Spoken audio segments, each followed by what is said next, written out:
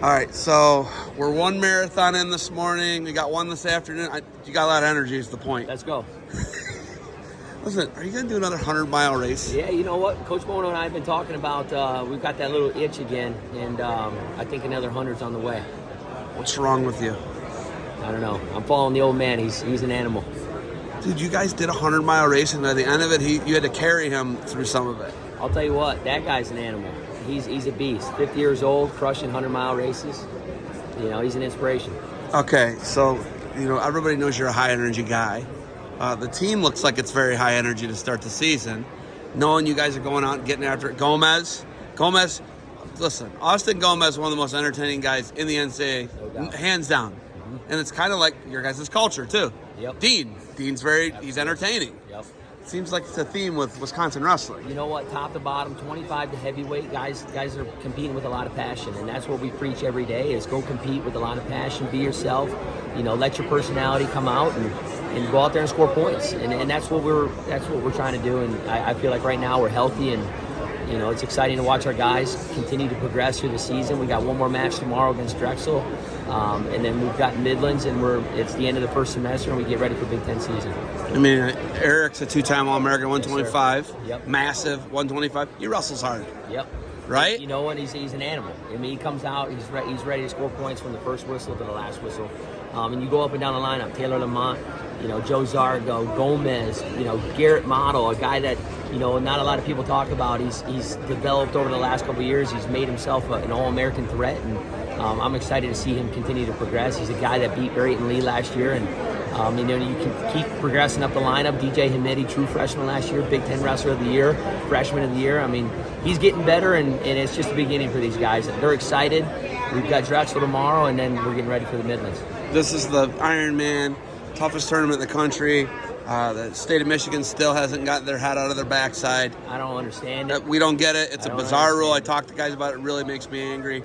The Michigan kids can't come and compete against a state that's not touching Michigan. That's the essential rule, right? Yeah, I was just talking to Corey and Dad about that, and I would have died to have wrestled in this tournament as a high school kid, and to not give those kids the opportunity to come here and be exposed to, every college program in the country is here to recruit in this tournament, and this is a first-class, top-tier event, and this is why we're here. This is why Wisconsin's here, is because you come here and you look at kids that they're passionate about competing. They're not scared to compete. They're coming out here and they're wrestling hard, and this is a true test, of what's to come for a lot of these kids. And a lot of these kids emerge as, new big-time recruits. There's already kids in the first day. I'm like, holy cow, this guy's going to be a superstar, and that's why I love this event, and that's why I never miss it.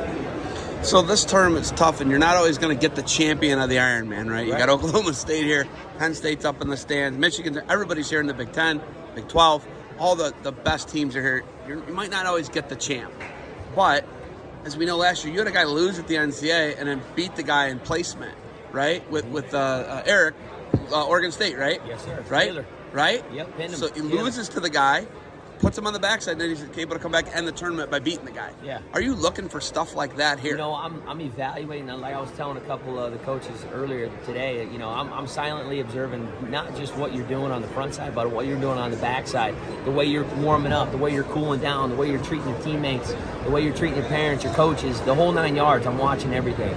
But this is why I'm at this event, and I got a great boss that allows me to go all around the country, but this is one I earmark, and I make sure I'm at this event, because you're going to come here, you're going to see kids that love to compete, that they're not afraid to compete.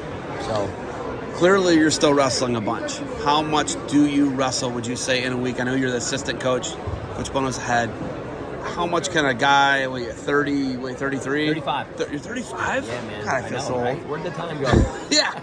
But you're 35, your body starts to feel it. How much can you wrestle? I wrestle as much as I possibly can, every single day if I can. I'm running, lifting, wrestling with these guys as much as I possibly can. DJ, Mitty, Braxton, all these guys, James Raleigh, all these guys as much as I possibly can. I love it. I love to train, and I truly feel like, they get that. They'll get a better feel, the more I'm put my hands on them and help them develop. But Coach Bono has given me a great opportunity to not only just be able to help run the room, but also be able to compete and train with the guys as well. So it's a great mixture.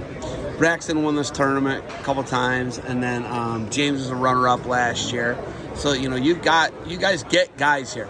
when you got a guy that's committed, like I talked to Terrell last night, he waited around just to watch a guy that's already committed. When you see someone who's committed, are you there to support them, or are you there to help them? Like, hey, you got to clean this up. How does that work when someone's already committed and you're watching them here? Well, I think you're, as a coach, a guy that's committed to your program, I think, for me, once you were committed to my program, you're not just my athlete anymore. You're family. I'm there for anything you possibly need. So whatever under the sun. If you need some advice, if you need some help, whatever it is. But there's obviously rules that you got to abide by while you're here, and but whatever they need, I'm here. 100%. Within the bounds of the rules. Within the bounds of the rules. All right, we got semifinals coming up. You got anything else for me? Man, let's go. Go Badgers. Win the day.